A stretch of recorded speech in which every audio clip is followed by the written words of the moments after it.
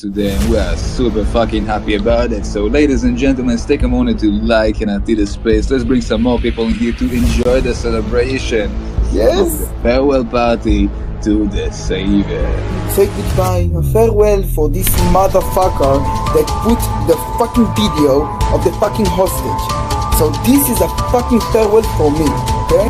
Because he shouldn't exist from the get-go. He should have been executed by the Mossad long time ago, and I've been asking for this for a long time. And I was talking to my commander, I'm telling him this needs to go. I think that you need to gather all those bios, eliminate them. He deserves to be genocided like all the other Nazis, and he's a convicted fucking criminal. And they pissed the hell out of me. This fucking Hamas and giving them a voice after October 7, and us Jews and Israelis can live peacefully. I hate him. Great. I hate him. What's going on, everybody? What's going on, everybody? Can you all hear me all okay? Drop me a 1 in the chat if you can hear me. I haven't done a stream for a while, so I just need to make sure all the audio is all working and everything. Drop me a 1 in the chat if you can hear me.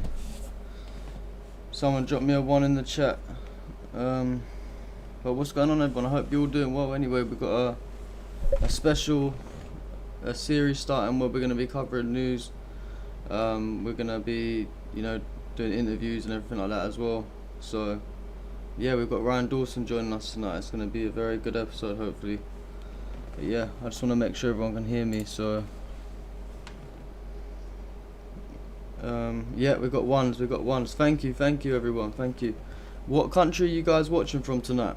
Let me know what country you guys are all tuned in from. I'm currently in the UK, so it's 2 AM right now. So yeah, it's quite late, but we had to stay up. It's worth it for the special guest. But yeah, what country are you guys watching from? Any UK brothers in here? Any Palestinians? Any Lebanese? Let me know where you guys are all watching from tonight. I'm just gonna check on my Rumble, make sure all that's doing okay. Yeah, it seems that everything's good. But yeah, we've got a few of you on YouTube. I know we didn't really announce anything, so a lot of people probably don't know that we're streaming, but we're gonna start trying to do regular streams as well. Let me know as well about, is it all loud enough? Is everything good? If no one says anything, then I'm gonna assume it's all okay. But we've got someone from West London. Shout out to you, brother. Where are we going tomorrow? We're going to do a Street Voices episode tomorrow. I think we might be going to West London, I'm not sure. It's like the W0 postcode. Maybe you know better than me. But yeah. Anyway, let's get the ball rolling. Let's try and get Ryan in there now. Might as well just get it started off. Just bear with me 2 seconds. I'm gonna have to do it through Telegram because Ryan's actually banned from everything. He's banned from absolutely everything, but we managed to get him on. Let me just drop him a message. How you guys anyway? Are you guys in the chat? Do you watch the Street Voices episode? Because I know a lot of people from Twitter, they're maybe following me for news and things like that, so it's a bit of a divided audience. Just waiting for Ryan to get back to me. West London as well, both of you from West London. Shout out to both of you guys, man. What are you guys doing up so late? 2 in the morning. But yeah, sorry, I'm just trying to get the screen back up. Cool. Yeah, loads of West London. Shout out. Yeah, W. I take it you're replying to when I said is W0 West London. Alright, cool. I think Ryan's ready. Let's get him in.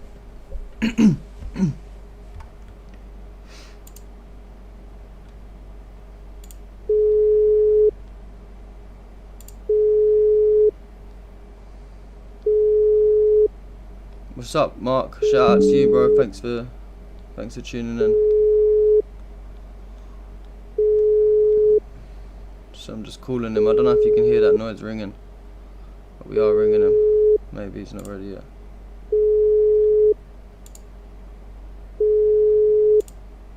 Just trying to make sure my camera's working as well, to make sure that you can see us. What do you guys think of the ceasefire, by the way, while we're waiting? The ceasefire in Gaza. Do you think that's going to hold up? Or do you think it's just another tactic from the Zionists to, slowly start killing people in the West Bank and all that? Wait, he said call again.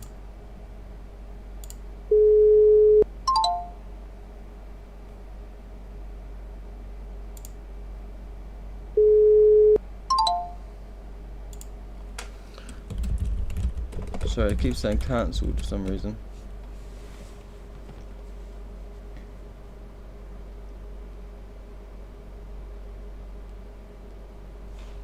Oh wait, I think he's got to do an update. Sorry guys for the delay.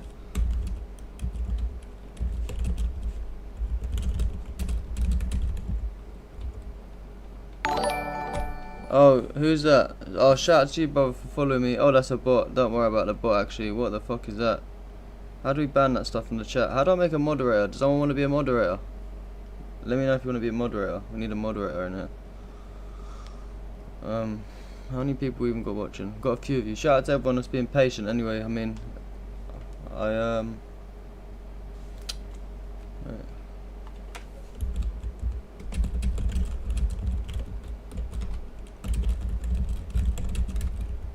Thank you, Honest. I appreciate the support. Big up to all of you guys as well for always, you know, without your guys' support, you know, I can't do the videos anyway. I'm gonna see if I can just call him on X if he lets me do that, if he wants to do that. Sorry, just bear with me 2 seconds, guys. Who wants? Mark, you wanna be a moderator? Yeah. Let me make you moderator. You can control the Zionists today.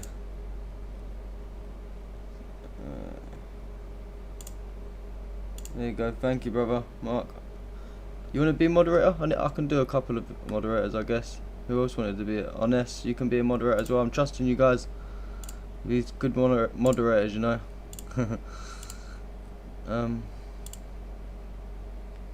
Yeah, so Ryan's he's just having trouble. I'm just gonna call him on X. Should work anyway.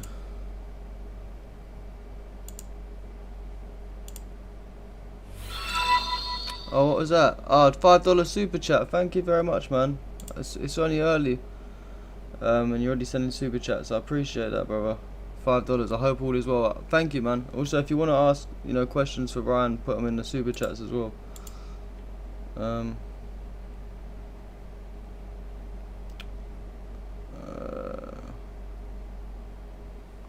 me try to call him again.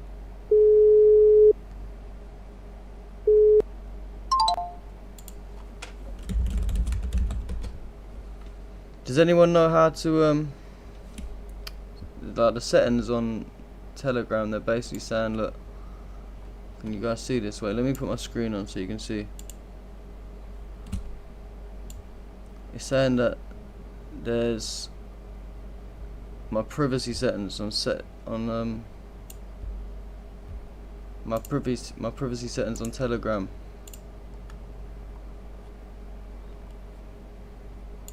I think I had this problem before.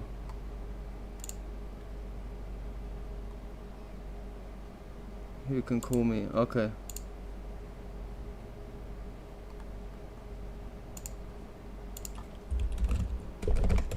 Sorry, it should work now. Yeah, sorry, I'm just gonna read the chats as well.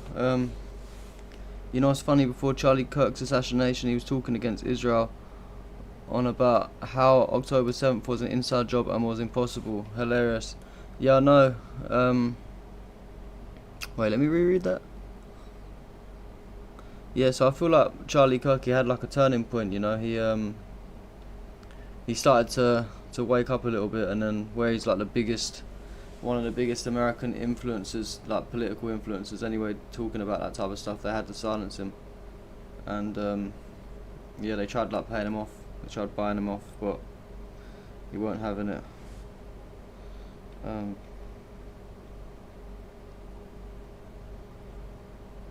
Sorry, I'm just trying to get Ryan in the stream. We're having trouble. Technical difficulties, guys. Sorry. So I don't want to keep calling him like that.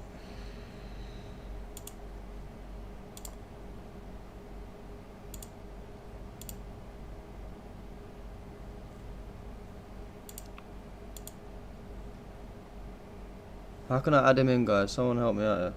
I know one of you guys are probably more tech savvy than me.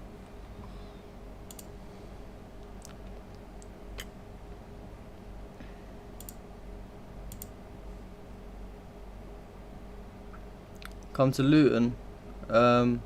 Yeah, I don't mind going to Luton.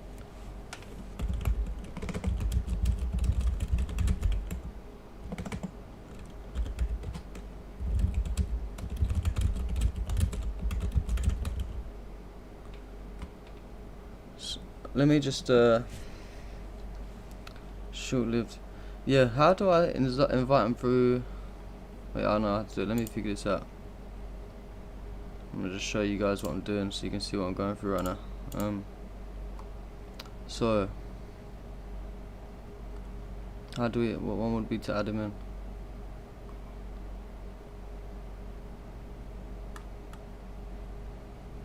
I literally saw this earlier.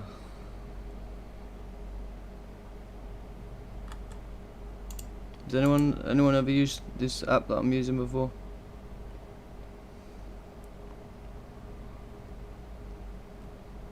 Where's the... Okay, collab cam. Let's add this. Wait, let me just do it like this. Collab. Oh, don't worry, it's a black screen for me as well. Oh wait, I've done it wrong. Sorry guys. Hopefully you can still hear me.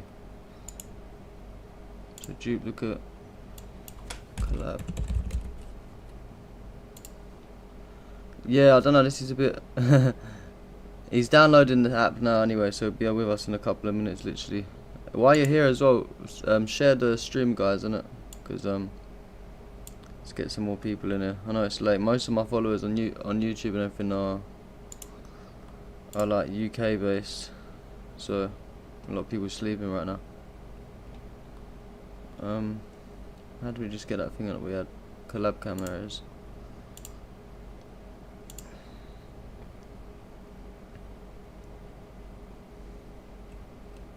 Okay, cool.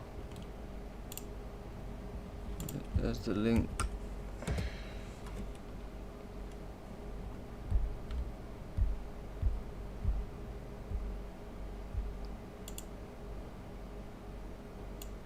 So will this be where like he is or something? Yeah, we're all learning. I know. I used to use this. I used to use this app before when I done streams, but it's all like changed a lot. It's like updated a lot since then. And the reason why we're streaming so late is because Ryan's actually on Korean time right now. So for him it's like 10 AM. It's like 2 in the morning for us. But I'm guessing that he'll join any second. What we can do is when if we just move this over and have him here, hopefully it goes alright. Can you guys still see this as well? What can you guys see? I need to see what you guys can see. Yeah, cool. Can you guys still see this as well? You can't see the lines that are coming up, but yeah, I'm just sort of moving this around. But yeah, shout out to you from Canada as well. What's going on over there with the politics over there?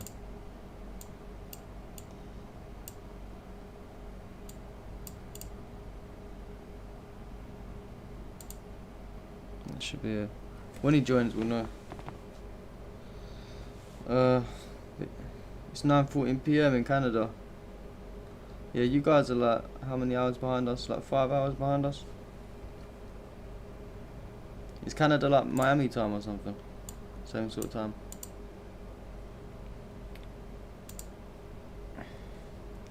Oh, we got someone from Leicester. Shout out to you, brother, from Leicester.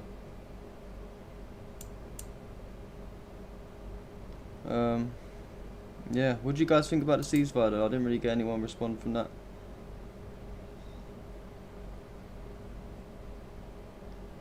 Yo, shout out to you, a couple of bucks. Thank you for joining us. Thanks everyone for tuning in. Just waiting for Ryan to join now. Just some technical difficulties going on right now, so but yeah, let's just bring up some news quickly while we're waiting for him to join. Let's bring up some news, just so you guys have got something to look at. Oh, okay, he's asked me to join his link.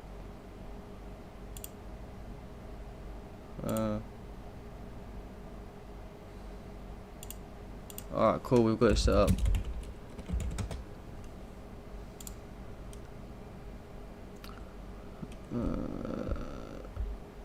So yeah, Ryan's ready.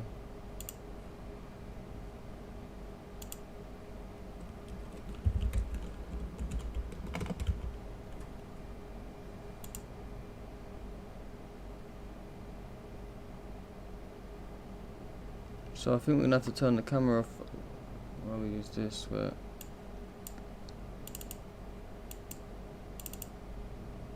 you guys see this? Yeah. So if I turn the camera off here.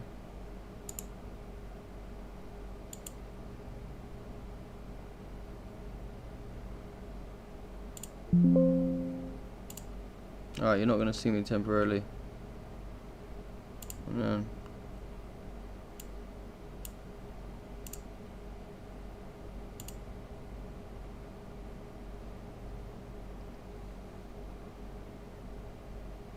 strange. Okay, you can hear my mic though.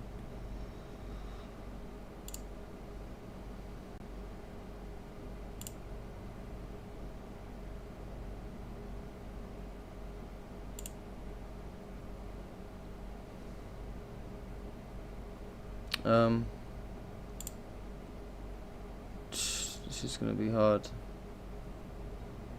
How the fuck can I?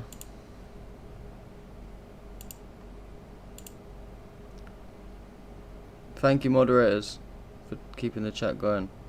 Shout out, thank you, hats off to you, brother. Cop style, shout out to you.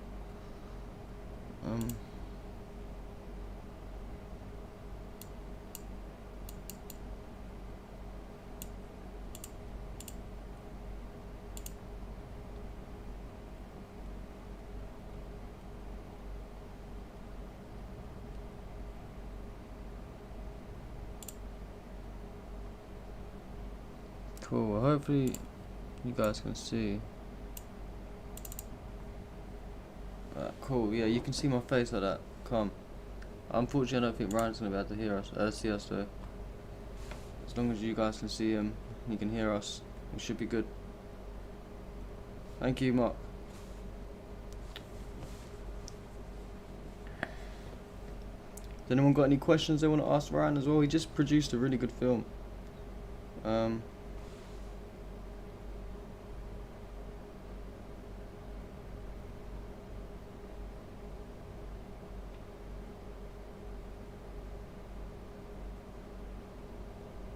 Sorry, 1 second, I'm just messaging him.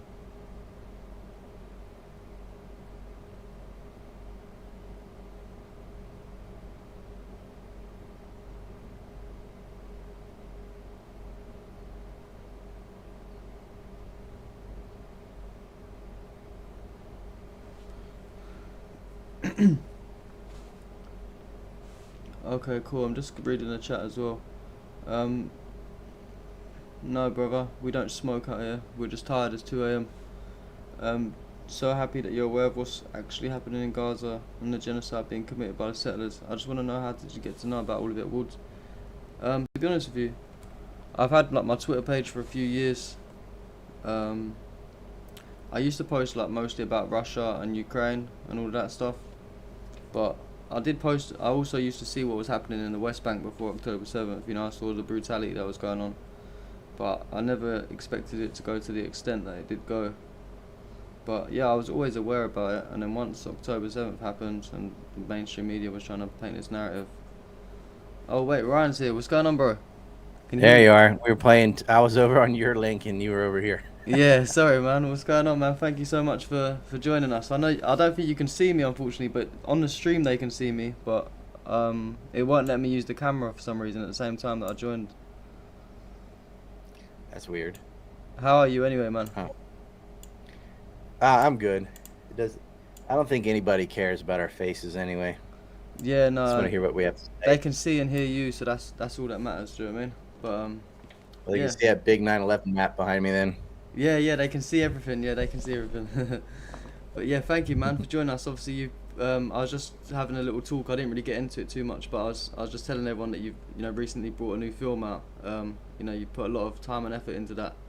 I haven't actually managed to watch the full thing yet. I've watched about an hour of it, I think. I'm up to the part where you was just talking about the bombs being placed in like vehicles outside the day of 9/11. I'm around that sort of stage, about an hour in. So, but what was the like thought process behind that? How did you how did you put that all together? Because me just editing videos for like my YouTube page, like 20-30 minute videos, they take hours. So like I can only imagine, and you've got a lot of like graphics and stuff. So how long have you been working on that project?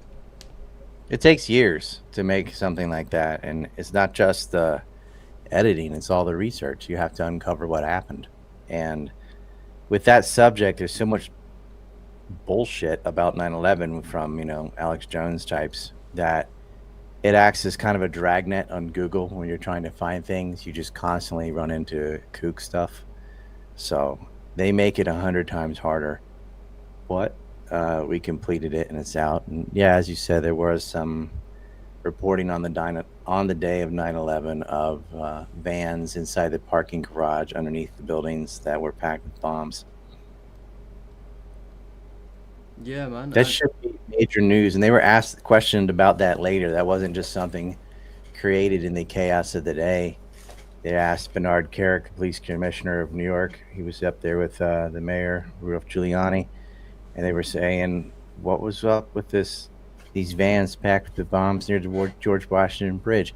That's a separate incident from what was reported by Rick Sanchez and Pat Dawson about vans being found by the police with explosive devices in them in the parking garage underneath World Trade Center 1 and 2. It just all kind of got whitewashed because it's a topic that if you start talking about 9/11 research or 9/11 truth, people just roll their eyes because they've heard so much ridiculous stuff, which ranges from, a bomb on every floor to thermite or nanothermite to miniature nukes to holograms, no planes. It just gets dumber and dumber every year. Some of them won't even admit there's a plane. They're like, no, it was a missile. And it's really bad, and it's kind of like beating your head against the wall because no professional person wants to hear it because the loudest are the dumbest, and they've heard it from them enough. And then the kook movement just has their little talking points. No building ever fell from fire, fell on its own footprint, blah, blah, blah. They're not listening. They just have a finger in both ear, and they're shouting at the top of their lungs. But I made it anyway out of spite because there was a massive Saudi and Israeli role in the attacks, and I thought now after pre-October 7th, there are a lot of newly red-pilled people on Israel that are willing to hear this, because if you said this in 2001, it's just like, hey, anti-Semitic and you love Hitler, because that's what all criticism of Israel would become, is you're anti-Semitic and you wanted there to be a Holocaust. Well, there is a Holocaust in Gaza. I just watched a video today where they had zip tied 2 children, one in a red shirt, one in a green shirt, hands behind their back, and a bulldozer pushed them into a mass grave and buried them alive. And they're screaming. It just, some Israeli bulldozer operator like, yeah, these are living kids. They can't dig their way out. Their arms are tied, and they're thrown in with a bunch of other bodies that the Israelis had killed, and they buried them. And they found them there. They found their T-shirts and things, the same kids that are in the video. They suffocated under the sand, just screaming. It was horrible to see. And that's just like a miniature thing in this genocide in Gaza that these Zionists and Jewish identitary politic type people are defending because it's like their team or it's in the Bible or whatever. They're just murdering innocent people. That, I feel like when you see enough dead babies, when you see enough body parts hanging in the rubble of residential zones that have just been flattened, then maybe, just maybe, you're willing to hear criticism of the Israeli state without going, nope, that's the Jews, you're Hitler. But that kind of canard worked for a very, very long time, where evoking Hitler just justified whatever it is you wanted to do. They bombed Lebanon yesterday. Civilians, of course. They can't go 8 hours without killing somebody. There's no sorry. Noise. Anyway, there's no ceasefire. Yeah, It's like less killing than previously, but it's and they've got these ISIS type gangs that Israel has financed to go in and do their killing for them, which they're blaming on Hamas. yeah, them militia groups. Like, did you see? Obviously, the journalist is Salah Al Jafari. Like, very, very good journalist in Gaza. I've been covering it since the very beginning. Probably my favorite journalist, to be honest with you. And then, just a couple of days after the ceasefire's announced, he's been, murdered by these groups. Hmm. It's honestly just heartbreaking. I mean, I suppose They're gonna spin it, and the algorithm's killed on X. I've been sitting still. Follow unfollow has been completely like a net zero for a month, which an account in the hundreds of thousands, that's unheard of. But that's what they're doing. They just put their foot on your neck. Really, Substack and Telegram's all that's left. Yeah, I was gonna say shout out to Telegram. Obviously, I think you're the most banned person probably of all time, and you've been banned before everyone else. But luckily, I suppose you still Certainly been banned the longest. Like there are other people who've been banned on all the same things, but for like a year or two, not for 2 decades. Yeah. I mean, you're even banned from like Discord and everything, aren't you? Like every small Oh yeah, apps that you don't easy to even get think would. Discord. Discord's super far left, so if you say men have a penis, you'll get banned on Discord. Really? I Yeah, I'm don't think banned we on use that. Meta. Oh yeah. I mean, you have to have an audience to be noticed, but once you're noticed, they will get rid of you. And for me, it's just even my name will get me banned. I have dedicated haters. There's a guy named Gabe Hoffman that just follows people around and gets them banned, calls them Jew haters, and that kind of crap works. You're a Jew hater. He is clearly like a hardcore Israeli partisan that wants to murder kids, but they packages in. Well, if you say anything against my, murderous, they're not even fantasies, these murder realities, then, well, you hate the Jews. And that's a conversation ender because, especially in America, America's so hyperly anti-racist that accusation alone is all you need. It's as bad to be labeled a racist as it is to be labeled a rapist. In fact, if you were a former rapist, you could still work in Hollywood or be a priest or something. But as a racist, no, you're out. You're not a person. And actually, you're more than depersoned. You're depersoned, and it's okay to do violence to you because racism is what Hitler did, as if no one's ever been murdered without that added ill. And that's what they do, is they just, they're made hate speech laws that say we're criticizing Israel is the same thing as criticizing Jews. And it's not, but that's what they're going to say. And then even when those laws didn't pass, they implemented them anyway. All the social media platforms will ban you for criticizing Israel, especially if you go a little deeper than Palestine. If you talk about Israel's role in deceiving the United States into a war with Iraq, their role in 9/11, their role in the Kennedy assassinations, plural, the USS Liberty, Operation Susanna Levant affair, bombing of hotel, all the terrorist acts from Haganah, all. If you give any of that history, or how they, their participation in the proxy war with financing and arming ISIS in Syria, all that stuff, it's all Israel. That has cost America trillions of dollars. It's far worse than just Palestine. But that's the quickest way to get banned on everything, because they associate a country with a race, and that's all you need to do is kvetch about it, and you can get somebody removed. And the example I give of how stupid that is say, well, then I'm not allowed to criticize North Korea because it's 100% Korean, even though I live in South Korea, which is like 98% Korean. Because that's just anti-Asian or anti-Korean. It's not.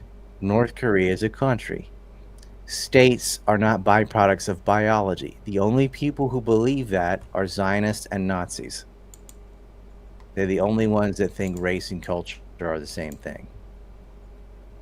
Yeah, I mean, what's it like living in South Korea? The irony about Israel is they're not like, they have these mythologies from Judaism, but scientifically, the people most genetically in line with those described in the Bible are the Palestinians.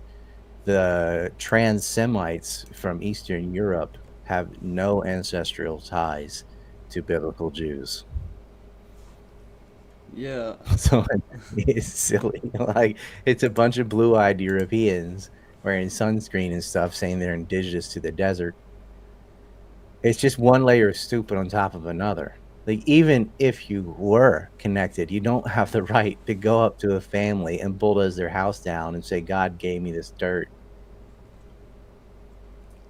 And that's exactly what it is. And the people who cope and like, it's not religion. Like, please tell me, justify any of this without talking about religion.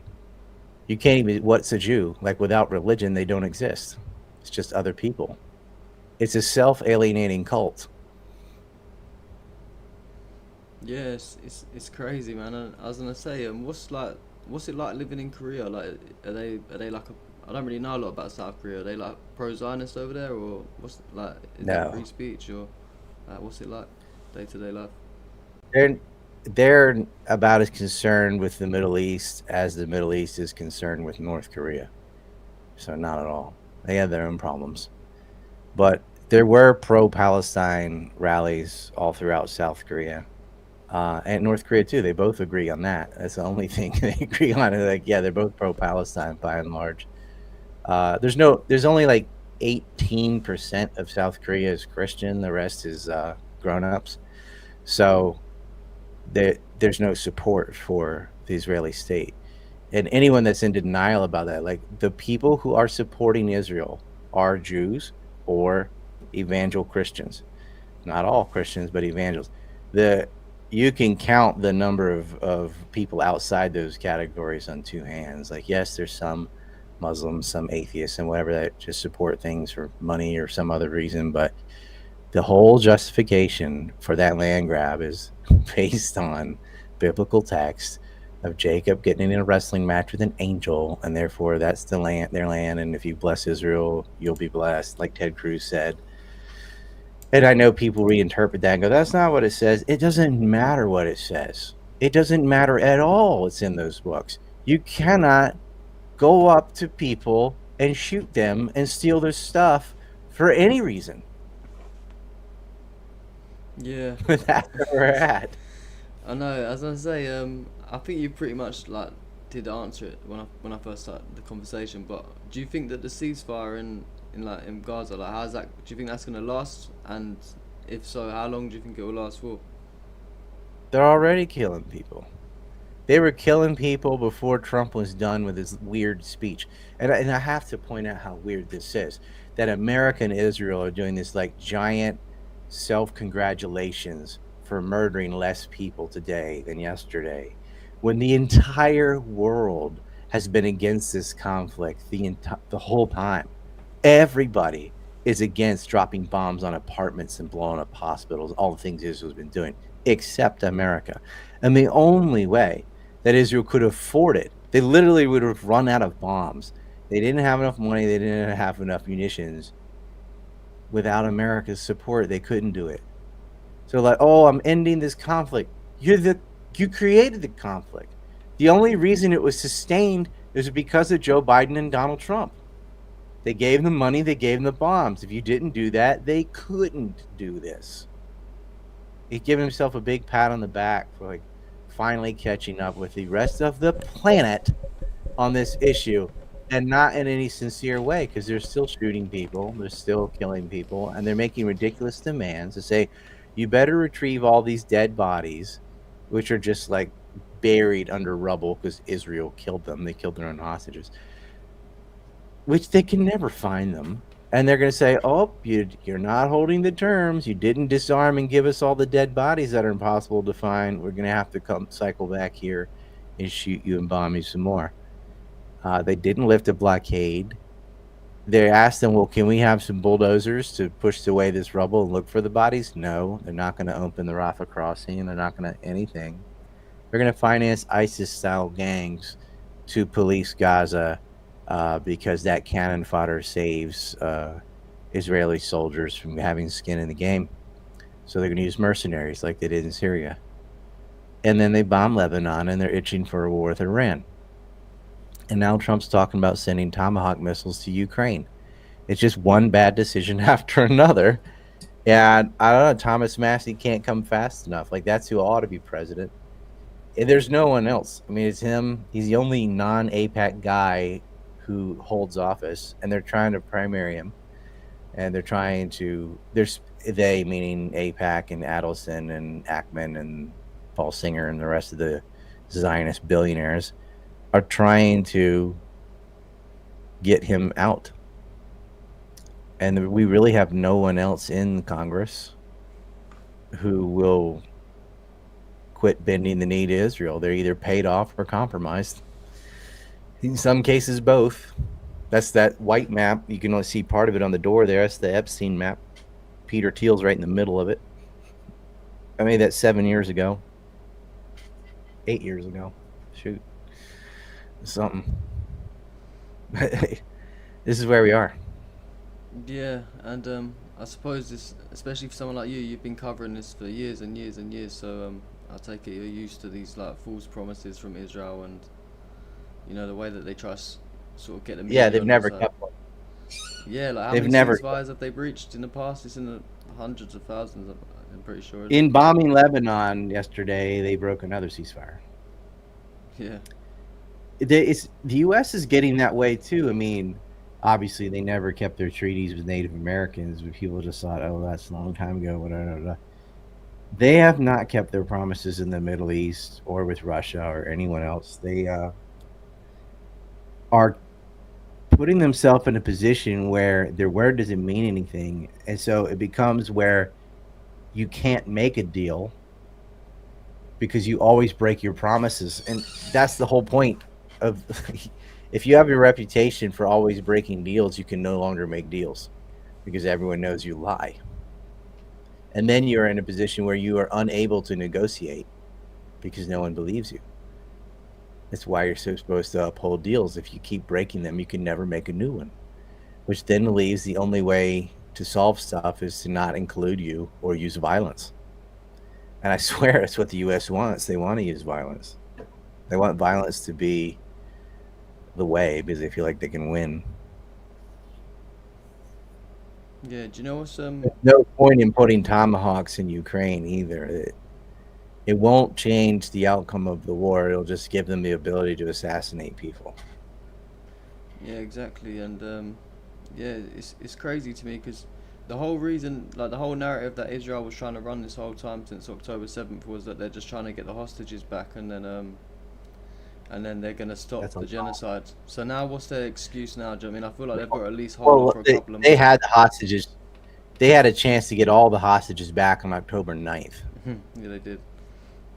And in November, which is less than a month after October 7th, they did do a hostage swap for 105 of the hostages, mostly women and children, were released the first month in 2023.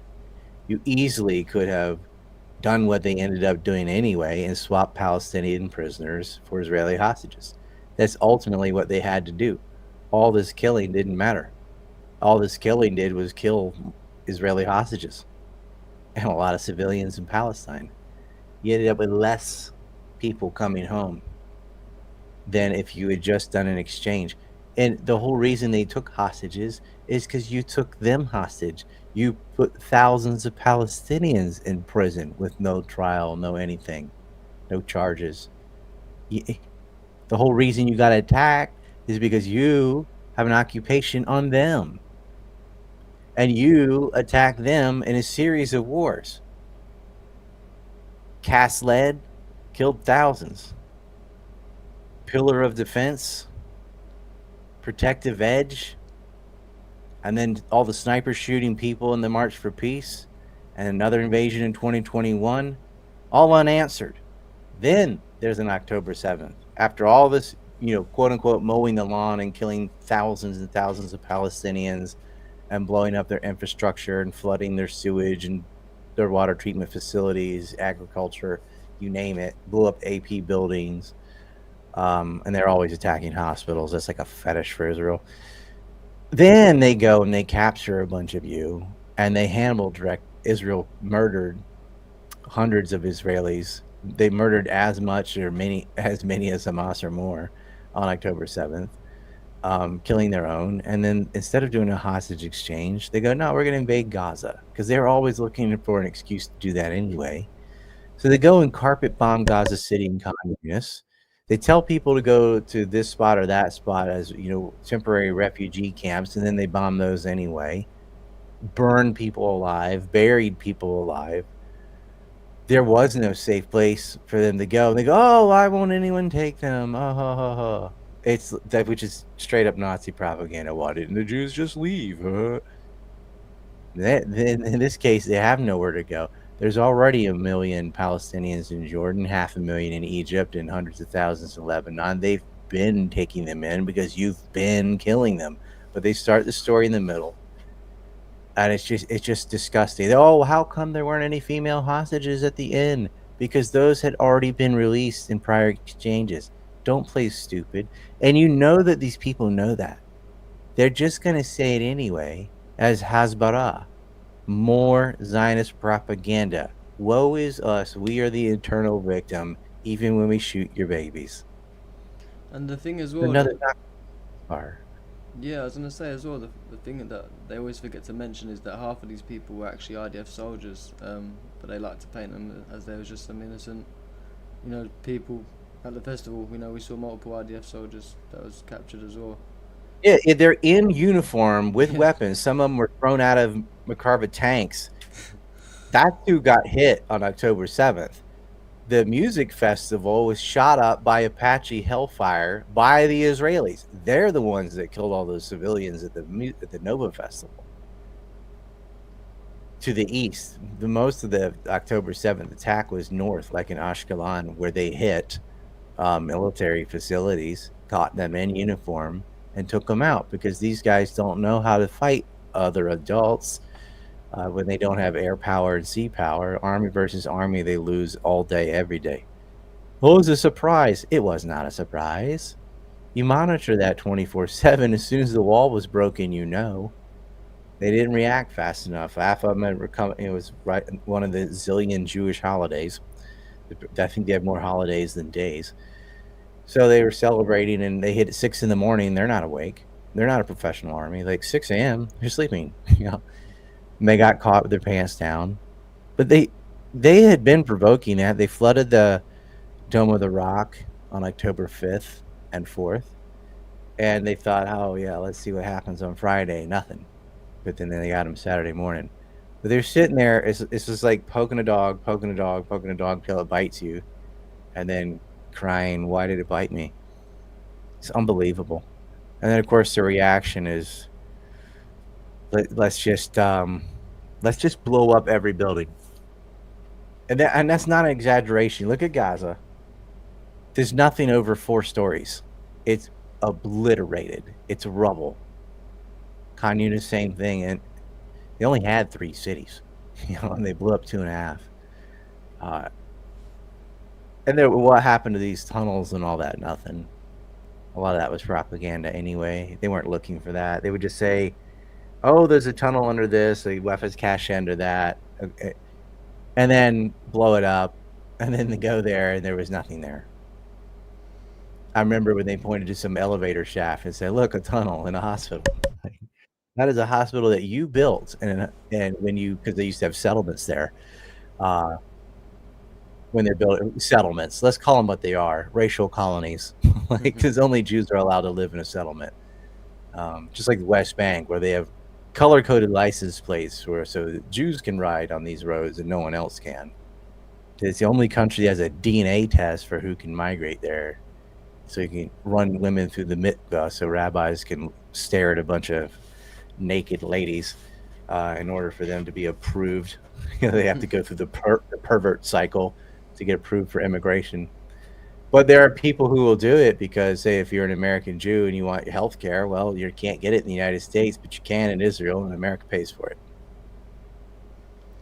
Yeah, man, it's a messed up world that we're living in right now. I mean, I don't know, like, what would I say? Do you think that Hamas are going to lay down their arms as well? Because I know that's something that they're trying to sort of push onto them still, Trump and Netanyahu, whatever. No, if they're disarmed, they'll all be killed. I mean, that is dumb. That's not going to happen. It shouldn't happen. Why? Why would we do this? Like, we see what you do to unarmed people. We know what happens to unarmed people. They get buried alive. They get stripped and humiliated and then put in if they're not killed, they're thrown in prison where they get raped. And the Israeli population agrees with prison rape. It's in the Talmud, so it's okay. It's in this stupid book we wrote, and claimed was inspired by the creator of the universe. That's It crazy. doesn't There's want you having to right to rape The process. creator of the universe is okay with slavery and prison rape, but he doesn't want you to eat bacon. Makes sense. Yeah, these guys were protesting as well. Do you remember outside the prison for the guy that got arrested for raping he was raping the Palestinian prisoners, weren't they? And then they was actually protesting to free the Israeli that done it. Like, that's how sick these people are. They were putting hot metal up their anus. They were raping them with pokers and things. These guys get like severe anal fissures and internal bleeding. Some of them die. They get weird infections in their ass. Like, they're raping them with objects. Probably couldn't feel it when it was the penis, so they had to use something else. But yeah, they wanted to exonerate the prison rapists, and so it doesn't matter. These are just dumb goyim. We're fighting Amalek. They're lower than animals. It doesn't matter if we rape them and humiliate them. That's what they want them to do. I mean, it doesn't matter when they murder babies. They don't care. They're blocking food. I saw a picture today. Daniel McAdams just shared it. It says some Israeli settler with a stroller with a baby in it blocking a truck carrying food. To put his own baby in danger, to stand in the way to prevent food from going to save the lives of other children. They want them to starve to death, all of them, of every age. They want them all dead. They support the genocide. The food exists. They can't get it in. And it's not just the IDF. It's just normal Israelis blocking the roads and ransacking the trucks. They poured out flour and sugar and replaced it with sand. The IDF, before this so-called ceasefire, went on booby-trapping toys and things. So if the children that are left go and find that, they can have their arms blown off. They put listening devices and things disguised as bricks and stuff. Like, this is a nightmare that in the current year that this can happen to a population of people, that they can just be murdered in high-def film in front of the eyes of the world, and nothing's done about it. And they can be raped. Some of these Palestinian women, you don't even know. And it gets in severe torture, where they've amputated people's legs, and they put them in diapers. They call them worm people. So they just shit on themselves and moan in agony where their legs have been removed. They zip tie them to beds, and maybe they change their diaper every few days. Maybe don't. They let them poop on themselves and stuff and die of weird things. This is limb amputation is severe torture, far worse than waterboarding. Or they'll keep someone locked in a room for months, solitary confinement, just let them go insane, bust eardrums, rape, beatings, all that. But the torture aspect is worse than Abu Ghraib, is worse than like stuff you'd see in a fantasy of Dungeon of Dracula or something. They don't care. The world has a blind eye because America's the most powerful country and Israel has them around their pinky. And this is why exposing the real deal with Epstein is so important. And this is also why the world needs to learn the Israeli role in September 11th, because that would break a lot of people's support if they knew that they were part of this plot to kill thousands of Americans. And that if they knew that they then lied and said Saddam Hussein had supported Al-Qaeda, he had not. So that America would go to war in Iraq, where another 5,000 to 6,000 Americans died in that pointless war. That's why I made the films. Yeah, no, Yeah, I was gonna say, and I learn a lot from the content you post. You know, you've been doing this for many years as well. I got someone in the chat asking that. I know you did just say, but they said, what exactly is that red board in the background, the 9/11 board? What is that all? Yeah, so that is a bunch of Saudis, Israelis, and Americans mostly, and like 3 Pakistanis, I guess. You can't see it clearly here, but like there is Bin Laden right there, and it's the whole network.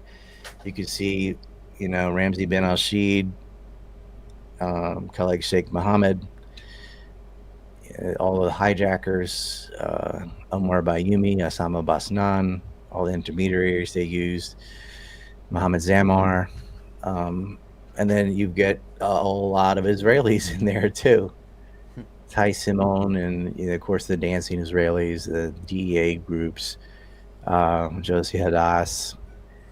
It was a network similar to Iran-Contra where America publicly professed resistance against the Contras while privately they armed them and trained them and flew them in and flew drugs out. It was drugs for guns. And they did the same thing with ISIS, where they publicly condemned it and privately supported it. ISIS, it was AstroTurf. That was not grassroots. That was not... Whatever small factions rebelling in Syria got completely dwarfed by Aral al-Sham and Nusra Front and the FSA, which is just a bunch of different brands for ISIS, which is a bunch of Takfiri cannon fodder.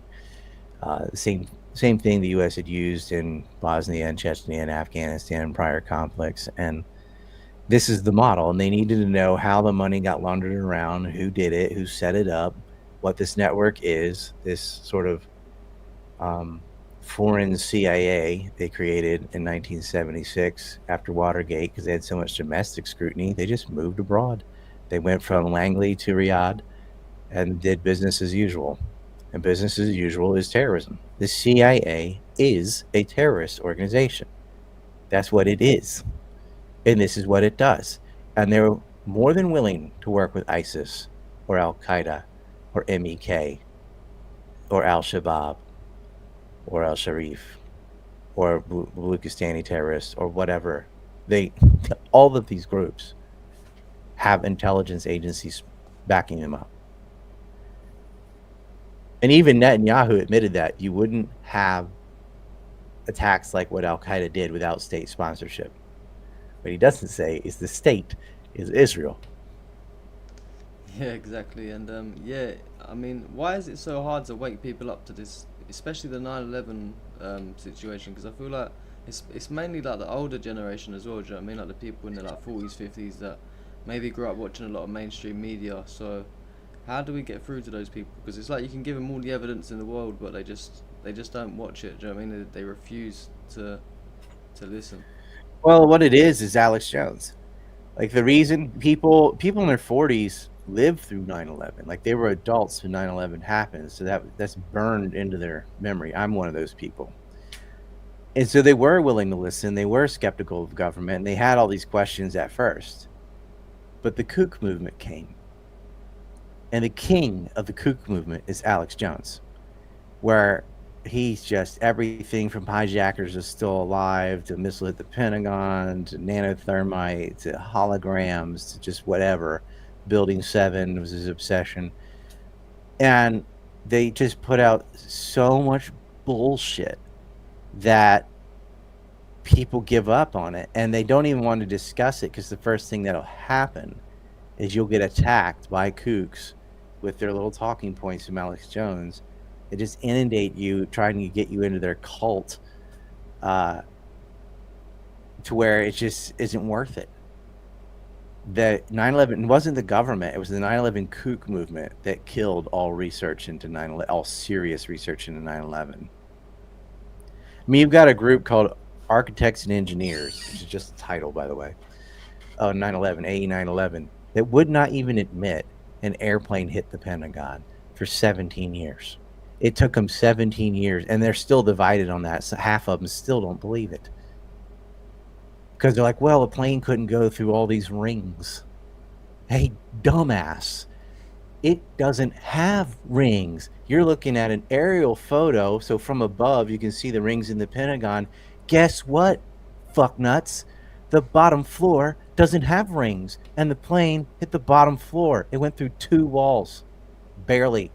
Just the landing gear punched out the second wall and made this little hole.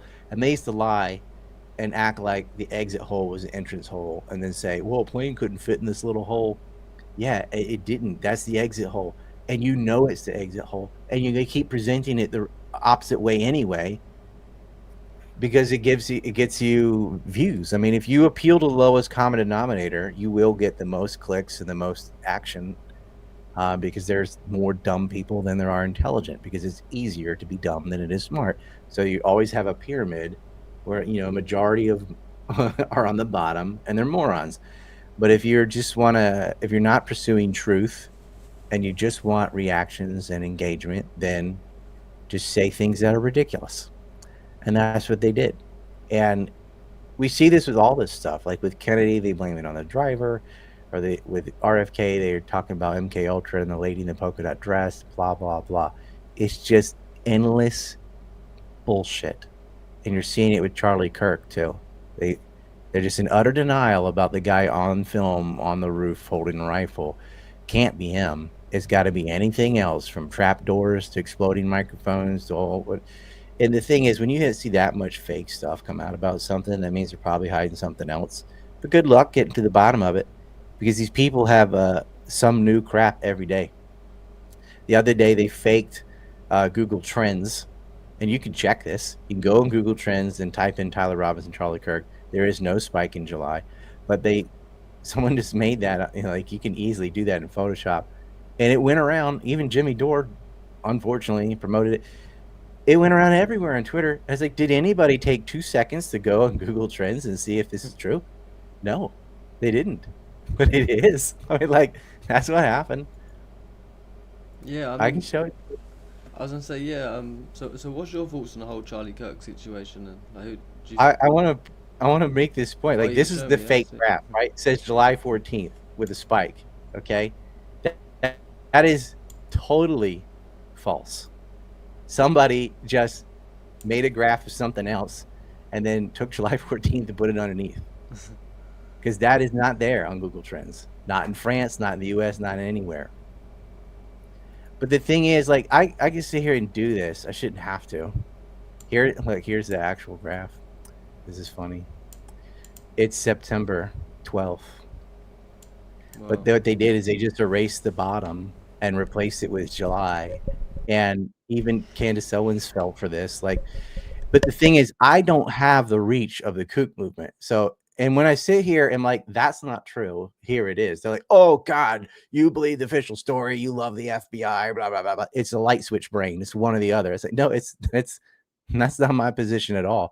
But quit faking stuff, because you're going to make it harder when you do find some. This is the US, September 7th to the 13th. It's none on the 7th, though. Those are all after the 10th, obviously. And I'm going to show you one more from France. Like, this should not be necessary, because you can go and Google Trends and do this yourself. I think this one's from France. Nope, that's some overview. Oh yeah, Indiegogo stole my money. No. So that they owe me $3,800. They won't give it to me. I've been fighting with them since 2020 for that. 5 years, over 5 years, 5.5 years. That's crazy.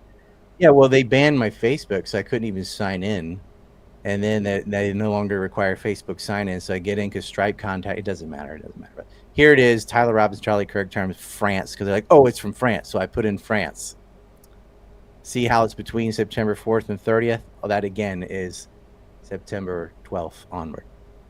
Look at July 14th. Nothing. There's nothing there.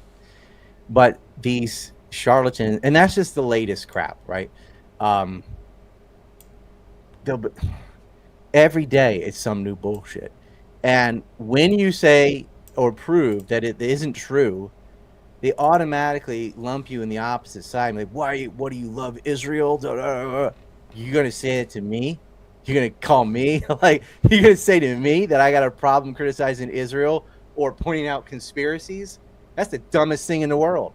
But that doesn't mean everything's a conspiracy or that whatever you invented is a true conspiracy. Sometimes it's just a faggot on the roof. Yeah. So do you think he was paid by someone, or do you think that was, genuine, like them messages that were leaked were all true? Like, what's your thoughts? I think it was ideological for him, but he was radicalized the same way a lot of these shooters have been radicalized on Discord. Discord is the filth where these Reddit kids go and get radicalized on the right and the left. The Buffalo shooter is an example where he's talking to spooks on Discord that encouraged him to do what he did. I like not saying their names because I don't like adding their infamy, excuse me. I think that's part of why they I don't get to speak English that much. I think it's why they are encouraged is they're severe narcissists and they want their little 15 minutes of fame, or they're suicidal and they want their death to matter, so they go and shoot a bunch of innocent people. But in this case, you'd had people running interference in the ground that said they didn't, who had child porn on their phone. That's all of Antifa, by the way. They're all into fucking kitty fiddling and dysgenic weird perversions. And he's dating a tranny. He was dating 2 trannies. He was cheating on one boyfriend with another boyfriend. So one of his name is, he calls himself Lancelot. His real name is Lance Twiggs. He is a transgender, a guy pretending to be a girl, and who would dress up as animals and stuff, and is addicted to video games. And the other guy created, his name is Red. Well, I don't know. It doesn't matter. He's a faggot. He made underage furry porn. He's just trying to hit every checkbox, apparently.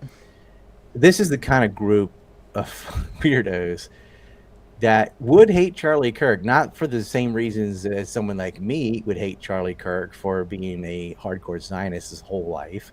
I know there's an argument, he was about to turn on them. No, he wasn't. But you can make that argument. It's not a stupid argument, but it is wrong. There was no 150 million that he rejected. It was the other way around. They were rejecting him. He was not rejecting any of them.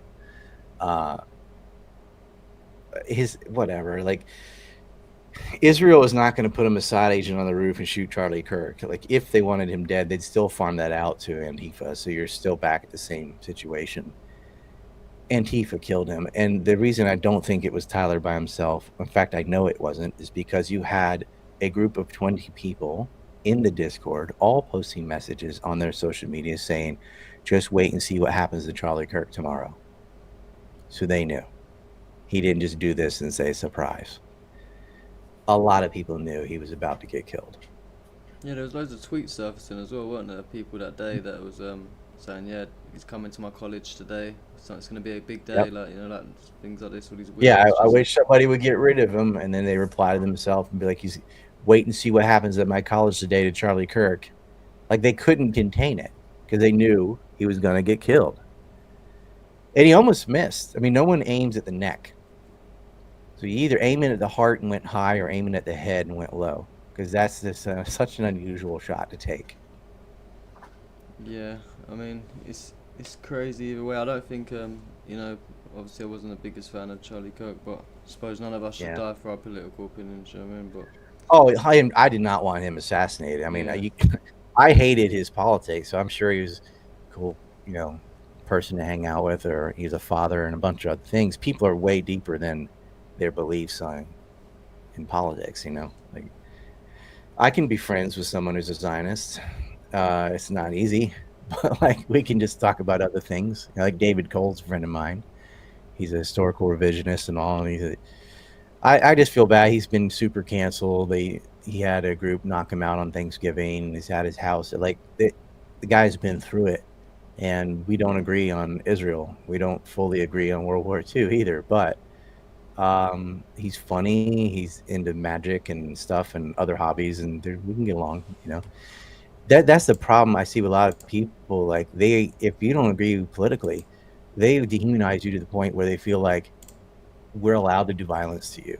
And that is part of this, like, Antifa clique that thinks they're fighting fascists, that it's okay to rob, burn, or murder people because they're fascist.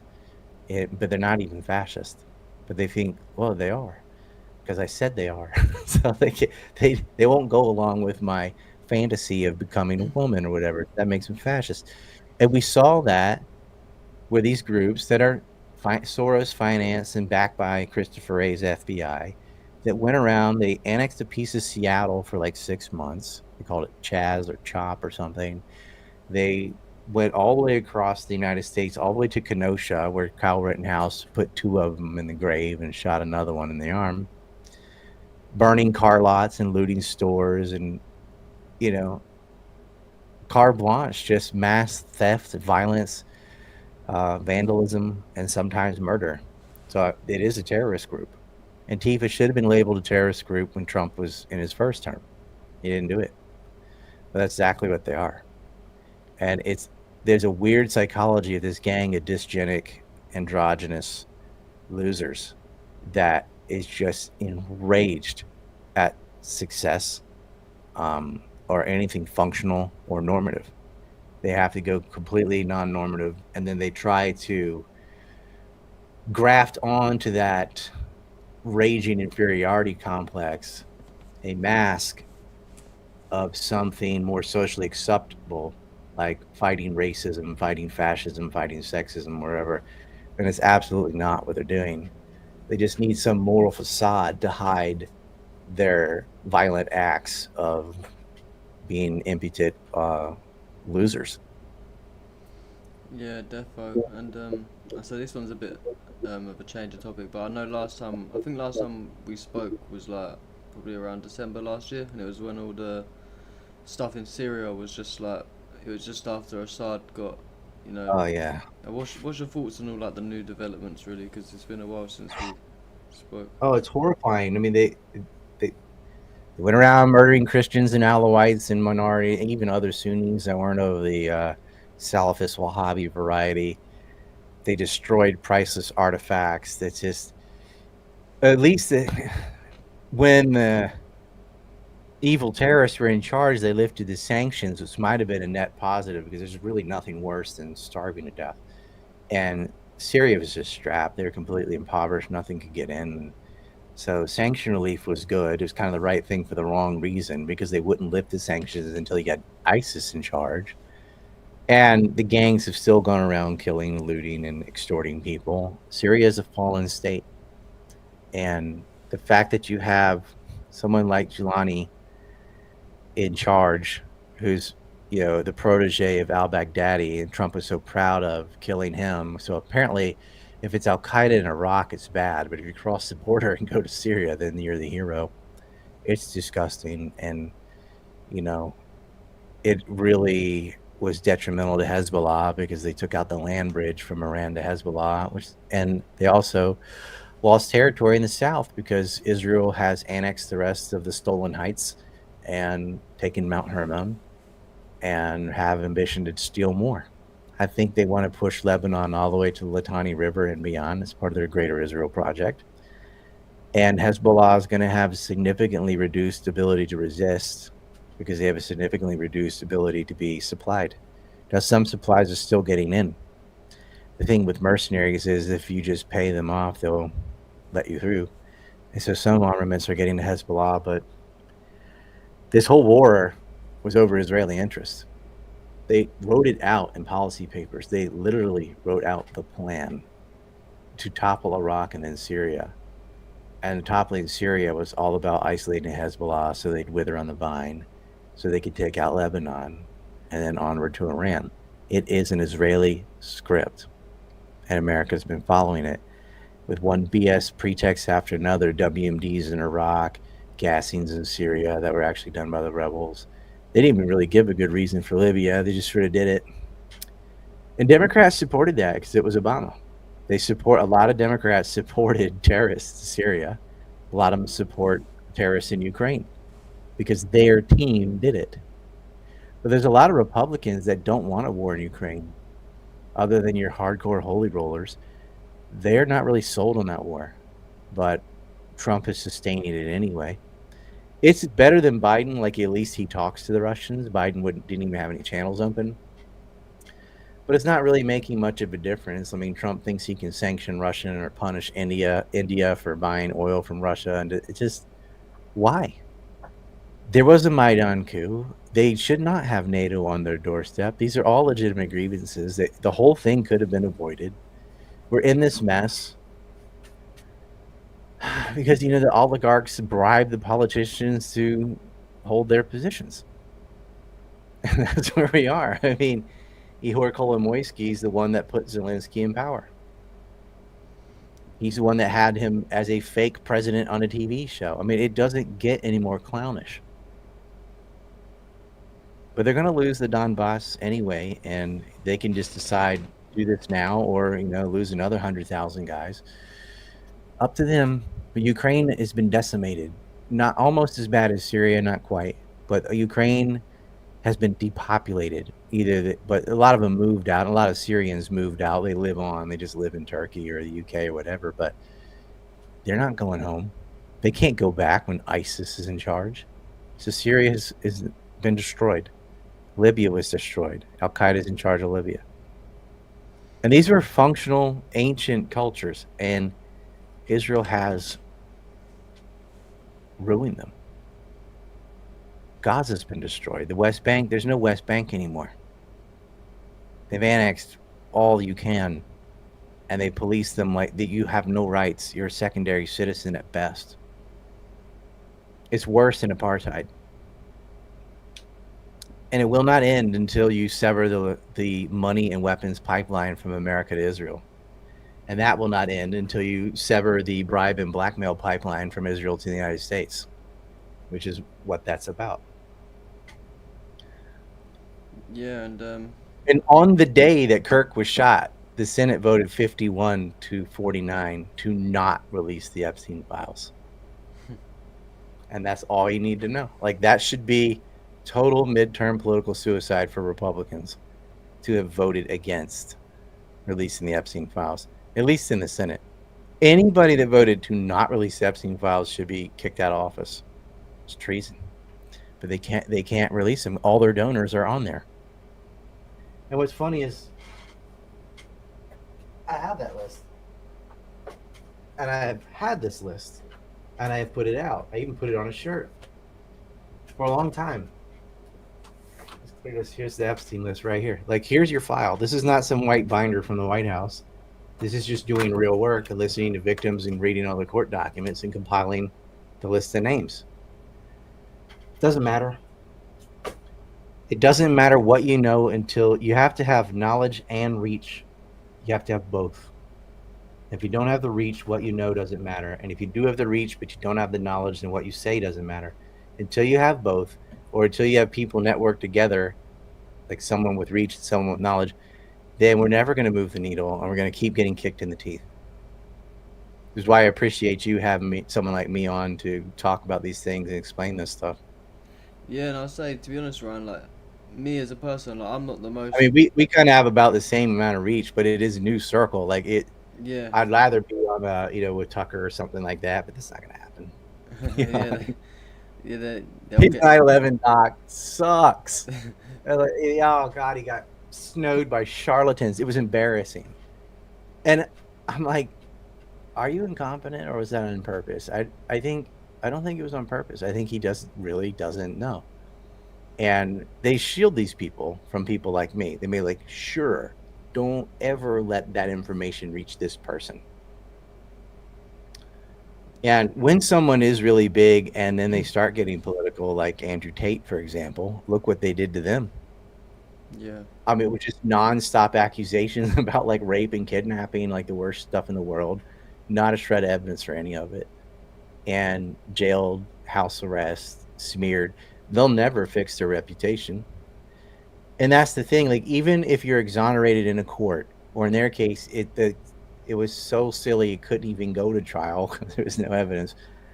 It won't matter. The public will forever call them human traffickers and rapists and stuff. That's what they're going to do. And the thing is, a lot of these people saying that are just jealous and hate them anyway.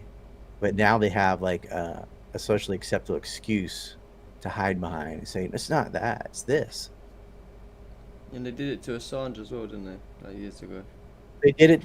Yeah, they called Assange a rapist. They called Brett Kavanaugh a rapist. They called Matt Gaetz a rapist.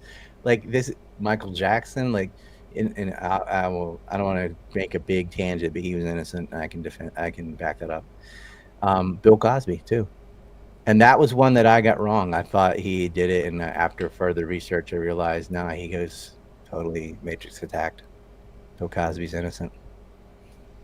Yeah. There are plenty of rapists. They're on that wall. There are plenty of them where the shoe fits. But oftentimes, when somebody speaks truth to power, they just come out with something like. And if you're a minority, they use rape, and if you're white, they'll say you're a racist, because it's so easy to say that. If someone's raped, you have to have a victim who had the rape done to them. If someone's murdered, you have to have someone who died. But with racism, you don't even need a victim. It's just a thing that you say someone thinks this way, which how can they prove otherwise? And then they're canceled. Yeah, man. And that's the thing. They'll do it to anyone. It's like the more influential and the more power you've got, the more you're a threat to them. So they tarnish you. Sorry, with like the worst crimes that they can. Do you know what I mean? And the thing is, even if somebody did have some opinion that's super unpopular, so what? It's not illegal. Look what they did to Ye. Ye's always said way out there things. That's Kanye. But when he got into like Holocaust denial and stuff, he lost $500 million. I don't see what his opinions on history have to do with his ability to design and fashion or music at all. But, this is the way it is. You have to profess certain opinions or you're not a person. Someone could have easily just had a discussion with him and changed his mind. No, they don't do that. Just cancel. Yeah, and it just reinforces all of the point. Like, if they've got nothing to hide, then why are they... Yeah, now he's going to triple down. Yeah, he made a song called Nigger Heil Hitler. You know what I mean? I'm like, what'd you expect? Of course he made a song like that. Out of spite. I mean, you take everything, you won't let him see his kids. Like, it's funny to me. I'm like, which is more offensive, saying the N word or the H word? Mm-hmm. It's just a song. Who cares? It's actually a pretty good song. Yeah. I was gonna say, this is what I was trying to say a minute ago, that that's why I like having you on, because you've got a lot of knowledge. Like, see me, I'm not an expert. I don't claim to be an expert in any of this as well. I was just a normal guy that saw like the genocide unfolding, like saw stuff with Russia and Ukraine, and I just looked into it. But I wouldn't class myself as an expert. Like, when I have someone like you on, I'm mostly listening. Do you know what I mean? Because I'm still learning. But you're super proactive, which is another important quality. Is just like get information even from me or from whoever and put it out there. Like, that level of activity is a good quality too. Yeah, but no, 100%. You definitely know a lot more than I do, but I suppose it just comes with experience as well. Do you know what I mean? Maybe eventually I'll be like twice your age, so I should know more. Yeah. Also as well, what do you think about, like, where's the war with Russia and Ukraine heading? Do you think that's coming to an end now, or do you think we've got a lot left? No. Unfortunately, I would, my heart wants to say, yeah, it's about to end, but my head says, no, it isn't. They're going to Budapest, I think, to talk again. I don't see any resolution. Like, it's just Trump is obsessed with like getting himself a peace prize, so maybe that would be his incentive to do the right thing for selfish reasons. But Zelensky isn't going to cooperate, so it doesn't matter. Like, if you're going to keep giving him guns and money, he's going to keep fighting. The only way you end that war is to cut off the parasite. Russia has offered them on 3 different occasions peace treaties, and they just won't accept them. Ukraine needs to understand Crimea not coming back, and Luhansk and Donetsk not coming back. You can argue over Kherson maybe, but I think all those territories are just part of Russia now. That is part of fuck around, find out. Like, those people who live there do not want to be part of Ukraine. So what can you do? I mean, you can't make a population want to stay with you. It wasn't that Russia stole it; it's they seceded. They, in fact, early on in the Donbass region, when they seceded and tried to join the Russian Federation, Russia told them no. So they were just independent provinces or oblast, and that was like the Donbass Confederacy. Later, after continual attacks and renewed attacks, then they had a referendum and were able to join the Russian state. And that mattered. I mean, that gave them access to Russian healthcare, Russian salaries for soldiers. It was huge, rather than being an independent state. But when they first seceded, Russia did not accept them. They recognized them.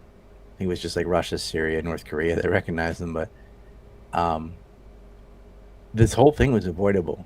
But this war continues because Ukraine won't surrender. And Russia's winning, so they're not going to surrender. It's like, look, how much more territory and men do you want to lose? To the last Ukrainian? That's sick. But Zelensky's not out there fighting. He's a little gay midget that won't even wear a suit, in his little army fatigue and stuff, that just throws people in a meat grinder while he's enriched himself by hundreds of millions, buying property for him and his pig wife all over the place. He doesn't care. The whole point is, it doesn't matter if ethnic Ukrainians die as long as you get to kill some Russians. Because by handcuffing Russia to Ukraine, which is really a NATO proxy war, Russia can no longer come to the rescue of Syria. And it greatly hampers their ability to help defend Iran. And that's the point. Israel wants Russia out of the way because in Syria, when Russia got involved, Assad won. And when Russia could no longer patrol Syria, Turkey sent its proxy force in and took it in 12 days. Because the Syrians couldn't even pay their own army. The sanctions had crippled them. They had no money. The Iranian militias can't hold the line from that far away. They completely depended on Russian air support to wipe out ISIS should they flare up from Idlib again. And they didn't have it. And Assad was out of money. And that was that. His officer class was bribed by Gulf Arabs, and they turned on him. They told people to stand down. They were sick of the sanctions and living the way they did. It wasn't worth fighting for. So they just capitulated. And that was a bad decision because a lot of them ended up dead after that anyway because ISIS went around on an ethnic cleansing campaign. And hell, the Kurds had already annexed Rojava. So I mean, at least that portion of Syria survived under new leadership or whatever, but at least that area, except for Aleppo that changed hands a bunch of times, from Manbij east, like Raqqa, for example, it's all that's left is Syria under the Kurds. Because everything else got gutted. And in the south, like up to Daraa even, was stolen. And so, these areas in Palmyra and Hama, and especially, and even now Damascus, they've been looted and destroyed. And it's really sad. I mean, this is one of the oldest surviving cultures from Assyrians and Syrians to now. And it's gone. Yeah, I mean, good job. I was just gonna say, what do you think about Putin's meeting with Jelani as well? Because that was a bit unexpected for me. I can't lie, but yeah, I know. But look, Russia was never helping Syria out of some sense of altruism. They wanted to maintain their bases in Latakia. It's the only naval base left on the Mediterranean they had. They did not want a Sunni corridor linking back up with the Chechens, so they already fought twice. But that Chechen threat has been removed, and Jelani agreed to allow the Russians to keep their base. So what is it in their interest when they're already fighting Ukraine to have another enemy in Syria? It's not. And Putin is a Russian nationalist. He will do things in Russia's interest. Unlike America, he's not going to put another state's interest above their own. America will. They will totally put Israel's interests before the United States. It's not just not America first, it's America never. Their states are falling apart. There's houses falling in the ocean in North Carolina. And, that could have been fixed. You could have had beach nourishment. No. They want to send hundreds of billions to Israel and Ukraine. And I'm sure there's many examples in other states, but that money should have been spent on America. or never taxed away in the first place. But it's going to foreign states. And yeah, and Russia work with the Israelis too, like when it's in their interest. You got to understand, when people have this idea like, oh, Russia, China, because they're not America, so they're the opposite. No. Russia looks out for Russia. China looks out for China. They will absolutely mow you if it's in Chinese interest. China could stop this whole thing too. They're not going to, because what's in it for them? They want stability so they can buy oil and gas from the Middle East, from Iran and Saudi Arabia.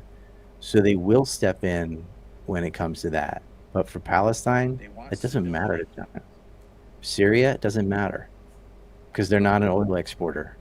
So Chinese don't care. They're not sitting there like some moral bastion doing things because it's right or because they believe in humanity. They absolutely do not. Yeah, and I noticed as well that despite his meeting with Jelani, he still refused to hand over Assad to those guys as well. So yeah, he's not going to do that because he doesn't gain anything from that either. He doesn't want friends in ISIS. But he does have to deal with whatever the future of the Syrian state ends up being. He would like to not have ISIS cannon fodder joining Ukraine in their fight against Russia. So he's got to balance things. He's not going to give them Assad. Yeah, exactly. Apparently Assad's become an avid gamer. Fixing people's eyes, and which I like because I have wet macular degeneration. And gaming. That's what he's been reduced to. Yeah. What was I going to say? All he wanted to do was be a doctor anyway. His brother died in a car accident. It's the only reason he became president. Yeah, I say I keep looking at that Epstein list in the background. It's making me think. What was your thoughts on the whole, the Diddy situation? Do you think, because a lot of people said, Diddy's like modern day Epstein. Do you think they're on the same level, or is it completely? No. Epstein's group was the gangsters that the Diddy's pretended to be. Yeah. You're talking about billionaires engaged in this and backed by a state. Diddy was just a rich pervert with a baby oil fetish. And what did he get? 50 months in jail, 4 years in jail, something like that. The thing is, like, he could have been cooked. And I think he still will in the civil case with Rodney Jones. But Cassie and that group are a bunch of lying whores themselves. So it's like when you have your own email looking forward to freak-offs, you really can't complain about freak-offs.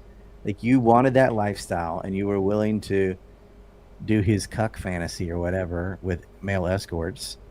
None of that's illegal. I mean, prostitution's illegal, but they're like, well, it's not a prostitute, it's an escort, it paid for a date, and they just wanted to have sex. So if you allow for that loophole, yeah, they did illegal drugs, but that wasn't what they were being charged for. So there's a whole bunch of things they're admitting to in what they did, but they say, oh, well, he did a bunch of perverted stuff. Baby oil's not illegal. Watching your girlfriend fuck some dude is not illegal. It's just weird. Beating her up in the hotel's illegal, and he already had to pay $10 million for that, or $20 million. And trashing hotels is illegal, and he had to pay them too. And hotels had to pay a settlement also for allowing this crap. So he's already dealt with those. The big thing that's going to come on him will be the civil suits, because they have receipts. And that is when he drugged people and had anal sex with them against their will. That's rape. That's what would put him in there for life.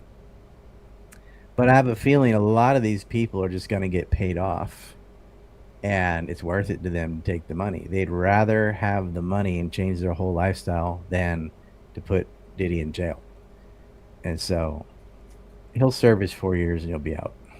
He's already done some of them years as well. Do you know what I mean? He's been remanded probably for how many? Like, yeah, he's got some time served, I'm sure. But but Jones is you're gonna have to get a lot of money to pay him off. I've seen the photos of I've seen it. And so I actually was telling people before Diddy got popped, Drake too, I had intel on both of those. I said, like, there's a group. The nickname's the Gay Black Satan Club, but he's got these inner rooms at these white parties, the party within a party, and what they call the secret room. They have this pink cocaine cocktail of ketamine and ecstasy and all this stuff all wrapped up in one, and liquid Viagra and stuff. Shook Knight knows everything. Someone could just go interview him in jail, and he could tell you everything. And he's not a great person either, but he knows. And I heard him say some things in interviews that corroborate what I've been hearing from much more reputable people. And I tell these people, "Why you need to say that to the authorities?" Scared. I said, "Why are you telling me?" Because I'll say it. But it's just hearsay if I'm not allowed to put a name to it, and they won't come forward. But I know he's guilty, and I've seen the photographs. Yeah, with Diddy, I'm guessing a lot of it was just blackmail on it over like record deals, and I'm pretty sure he was. Like, I'm not It's a really casting couch. It's like if you want to be in this group and have this kind of lifestyle and get these kind of gifts and promotion and stuff, you got to do what I say. You got to do the do, and they do that with actors and actresses too. Harvey Weinstein was notorious for the casting couch pressure. Thing is, you don't have to take that deal. You can say no.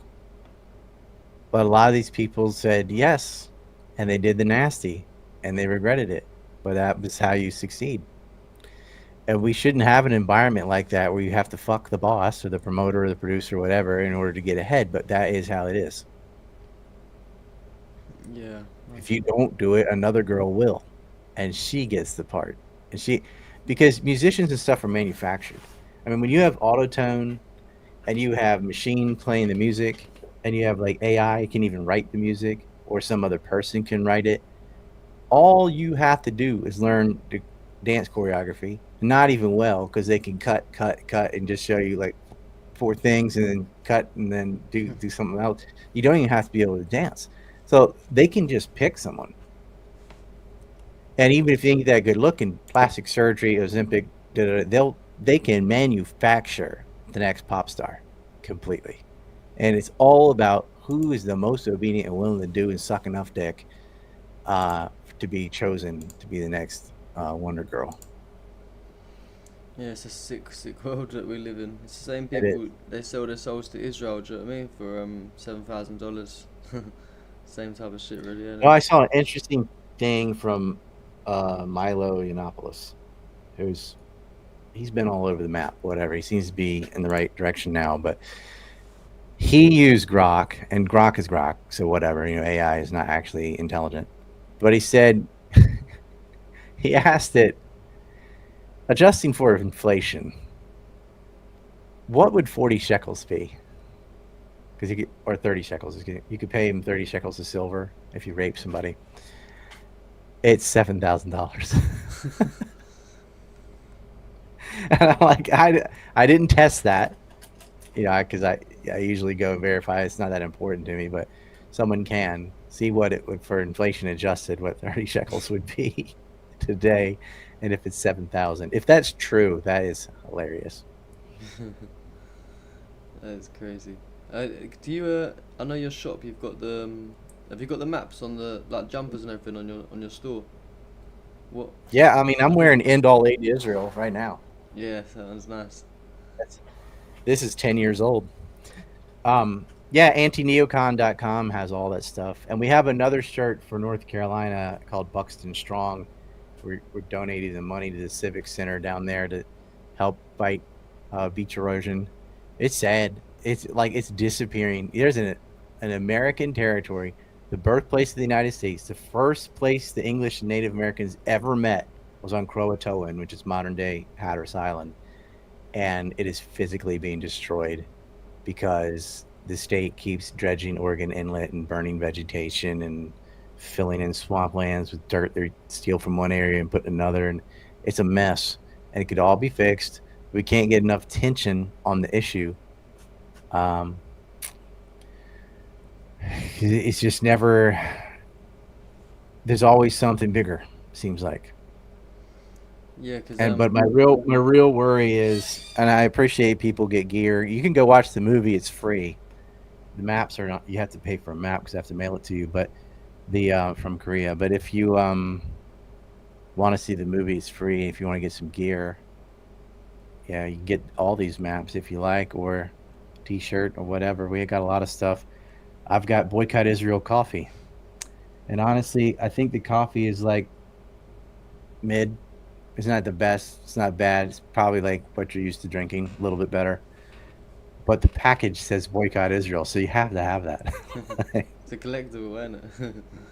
Yeah, it's not gourmet or anything. It's just people are like, oh, our coffee's the best. Like, dude, it's drop shipping coffee. It's coffee. Like coffee.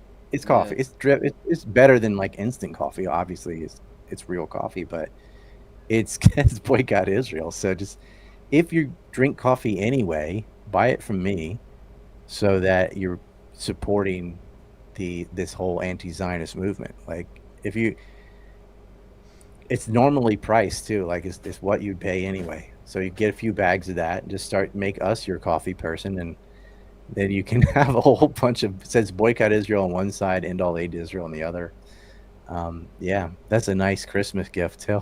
Give it to your Zionist neighbors for free. I say because it must be hard for you though, because you're banned off so many platforms. Like, how are you even able to make it? Yeah, I mean, I can't use GoFundMe, I can't use PayPal, I can't use Patreon, I can't any of the normal stuff. I'm not allowed to do. So that's why we're selling T-shirts and maps and things. You can't sell movies because people pirate, so it's not easy. Substack's where it's at. Where that note I have right there, RyanDawson.org. Mm. It's free, but you can voluntarily give per month if you want, or you can sign up for free. At least you get a newsletter, because you're not going to find me on social media. Even if you're following me on Twitter, it's not putting me in people's feeds Yeah, anymore. like, I never see you on my feed anymore, like ever. Yeah, you have to come and react with me to like get it going again. It's completely. They stepped on my neck. September 24th. From that day on, I have had exactly 306,230 some. It'll go up like 92, down 91. And so this should have been a net plus of 2,760 instead of 30. But yeah, I have to get up to 92 30 times in a row just to get 30 people. Yeah, that's the same as my Twitter. It's like I get about 200 followers deleted per day, but then I gain around 200 followers, so I'm just constantly just going down and then up to, and it's like I'm stuck unless I get like a post that goes super viral and I get loads of followers. Like, that's the only time I'll see movement. Other than that, yeah, and some days it'll be 200 or 300 up, but it'll be 200 or 300 down. Yeah. I'm like, this is weird. Like, it either should go up or down. The fact that it's going up, down, exactly the same every day, that's algorithm. Like, for whatever you gain, we're going to mine it. It's just like give them 5 out of 6 or whatever. In mine, I figured out it's 91 out of 92. So I'm never going to grow. You know, I basically got to get 100 people to get one person. Yeah, like, I've kind of accepted my followers now. Like, I've just thought, right, this is me now. This probably never. I was hoping to hit 500,000 eventually, but probably going to take years at this rate, the way it's going. Do you know what I mean? So it is algorithm though, because the odds of a dynamic zero are the lowest. Either you should be gaining followers or losing them. You should not be losing the exact amount. They're just flatlining you. yeah, and also as well, like X, they don't like pay you good money or anything. Do you know what I mean? That's probably like the only thing that. No, and you're getting millions of people to see your page. I'm still getting millions of people, but I'm not getting any followers. Like, how could I have, let's say, 10 million people in October so far, and no followers? I know. If you was on any other platform, you'd be slowly but steadily moving up. Do you know what I mean? Like, it might not be the quickest thing, but it would be. Yeah, like Substack. It's not even a popular site, but I've steadily gone up on that. Steadily gone up. Yeah. And I think that one's around 40 or 50,000 on there, free, of course, not all paying, but that's it. Oh, it goes up every month. Yeah. Do you edit your movies as well yourself, or have you got a team that does it? My team was me and another guy, and then we had near the end when university.com started letting you hire people. That's what I did. It was kind of like too late, too little because, and they did a great job. Like what they added, that trailer and stuff, that was them. But I didn't have access to that until like 5 weeks before the film was finished. So, Oh, really? so we had a team at the very end, and if we do another movie, we'll have that from the beginning. But it was me and a guy from Norway did the whole thing. Except at the very end, we got some people from the Tate Brothers School, which really did add a lot of flavor, even though, it's just a few minutes of the film. It was worth it. Shout out to the tape. I wish we had them from the beginning. I wish I'd had that. I'm in the school, but I couldn't hire people. So.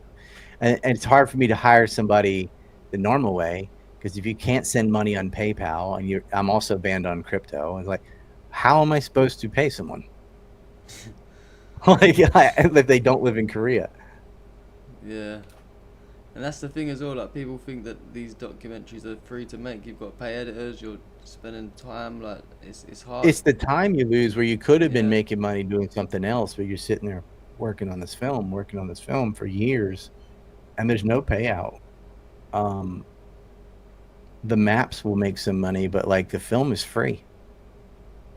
And it has to be anyway, because someone will just steal it and stick it on their own site. And that's that. Everyone watches it there. So they've done to my prior movies. These groypers will go around and put all of my movies free on Rumble. And Rumble doesn't do anything. Yeah, and on top of that, you're getting throttled as well because of the type of content that you're posting. Like, you're not going to get pushed by the algorithm. And that's right. And that's why other people don't want to do this. It's like, I don't want to get throttled. I don't want to get canceled. I'm like, yeah, I get it.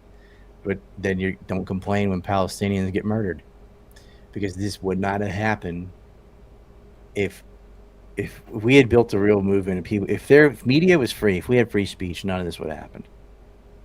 Because you can see it globally, outside the United States and maybe Britain, nobody supported Israel in this war. It's where they control the media that there's support. And that's why I tell everyone, if you can break the monopoly on media, all the evil stuff that comes after that disappears. When you remove their ability to lie, you remove their ability to murder and steal. That's why lying's the original sin. Yeah, 100%. I'll say the original liar, right? Your father is not my father. Your father is the devil. And when he speaks, when he lies, it's his own native language, because there is no truth in him. Like, this is description from prophets from, like I'm quoting Jesus right there, but many people have noticed this pattern. They would not have had a war in Iraq if they could not first lie about weapons of mass destruction. The lie always comes first. And if you can prevent them from lying, which you can through free speech, then there are no more wars. Truth will set you free. That's what that means. Because all the evils are predicated on deception. And they're able to lie to you because they have a media monopoly. That's why they bought TikTok and CBS.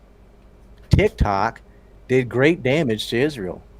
Young kids were getting on there and talking about Palestine, Iraq, and everything else. That's over for American TikTok. And they bragged about it. Netanyahu's, this is a great move. They wanted to shut it down. Get rid of TikTok, because TikTok allowed you to tell the truth about Israel.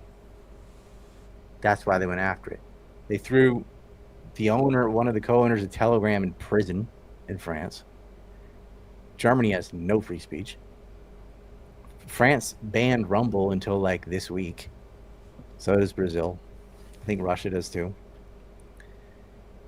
That's what we have to hold on to. Like, if we don't have a place, build up Telegram and Substack, since X is going down the toilet, you need to uphold free speech, or we will lose everything. The entire Bill of Rights is not backed by the Second Amendment. It's backed by the First Amendment, and then further backed by the Second Amendment. But It doesn't matter if you have guns or not, if you're ignorant and your head's in the sand. You have to be able to see. Controlling what people can say is tantamount to controlling what people think. And that's the first thing they do. They go after our communicators. They go after our influencers, our organizers. You can't organize without communication and reach. So if you destroy that, it's like a blind giant. He can't see. He's useless. You have to be able to see. And they're going after our eyes. They're going after our ability to call them out on their bullshit. And the other thing they're doing is, while voices like mine are suppressed, they are amplifying the kook movement to spit out all this asinine stuff that isn't true. And they love it, because when you accuse Israel of doing something for once they didn't do, oh, that's the best thing for them. They go, see, this is what all these people always say this, and it's not true. Look at this example. And they throw the baby out with the bathwater. That's what they're doing. And these newly red-pilled people are falling for it, hook, line, and sinker. They're biting a shit sandwich, and they don't even see that they're damaging their own side. Sad. It is really sad.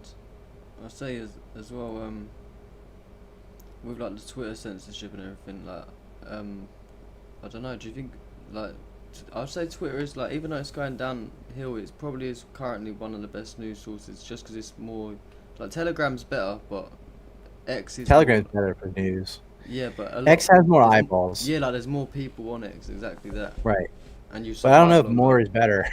Like, because a million teenage idiots don't matter. A million idiots don't matter. It's the best for news is Telegram, and the only time X has good news is when someone stripped it off Telegram and stuck it on X. That's all that's going on. And the reason it's like that is because all of us actual journalists got banned during the Dorsey era and went to Telegram. So we already built up a nice Telegram community, and was kind of a blessing because the morons didn't follow us over there. And so it's just like people who know what they're doing reporting the news. And then they start allowing some of us back on X and some of us not. But you go over to X and it's just a cesspool, because, I mean, it was so bad when we first got returned. People didn't even know what bathroom to piss in. You know, man's and woman. It was so bad. You know, so it takes a long time to correct from absolute insanity. And then the Alex Jones type people are just going to constantly come in and hijack stories and fill it with crap. And so they'll win as long as, like, whoever the algorithm favors is the winner. It doesn't matter what you say is true, right, proven. It doesn't matter. It matters how many people was that spit out in front of to see it. Yeah. They could make anything an issue if they wanted to. People were murdered all the time. When that Ukrainian girl was killed on a bus in Charlotte, that was news more than any other murder for some reason. And I totally disagree with her being murdered and all that. I was just curious. Why now? Why this one? It happens every day. They decide what you're going to care about because they decide what you get to hear. You can only care about things you know about. Yeah, I'm sure that they didn't care about Yemen. They don't care about Sudan. They don't care about Burma. They don't care about Gaza, although people talk about that more than the other things I just named. Like, what all is the outrage is? It's weird to me that people can't just be outraged at something because it's awful. They have to see that other people are outraged about it before they feel safe expressing that they're outraged about it. It's a lemming effect. Yeah, just quickly, somebody asked how they can get you on Telegram. What's your channel? Just Ryan Dawson. My channel is t.me/ANC report. ANC like anti-neocon. I'll type that in the chat. But yeah, you can throw it in there. My personal thing is my name. I grabbed that just so someone else couldn't grab it and pretend to be me. You know, that's the only reason. Yeah, and I wanted to say as well, back to that the girl that got killed, the Ukrainian, that I'm sure that story was like a few weeks old before it actually got pushed onto the mainstream platform. Like, it was like a couple of weeks before that actually happened, and then all of a sudden it came out. It was kind of strange. Yeah, and it's on film, so that's one of the reasons. But other murders are on film too. It's just God, the guy was let out 14 times. But that we're finding out it's not an unusual thing either. They just won't keep people in jail. Even a group of thugs that stomped to death a 17-year-old boy. Like they ganged up and just kicked him and beat him until he died. All leniency on all of them. It's unbelievable. And that kind of stuff causes racism because often it's blacks killing non-blacks. But I would argue that it's the DAs and the judges that are constantly letting people out of the fear that they'd be racist if there's disproportionate number of this or that in jail instead of it all being more equal or whatever. That's what's causing it. And a great example you can look to is El Salvador. They pretty much wiped crime out, but their demographics didn't change at all. Same people living in El Salvador now live there before. The problem was that bottom 0.5% that causes problems for everyone else. You need to put them in a cage and keep them there. If you let them out of jail, they will commit crimes again. And we could solve this problem so easy with someone does armed robbery, anything like that. Jail. You go to jail, you don't get out. Don't wait till they murder. Don't wait till and if you murder, you definitely don't get out. In fact, you should be put to death.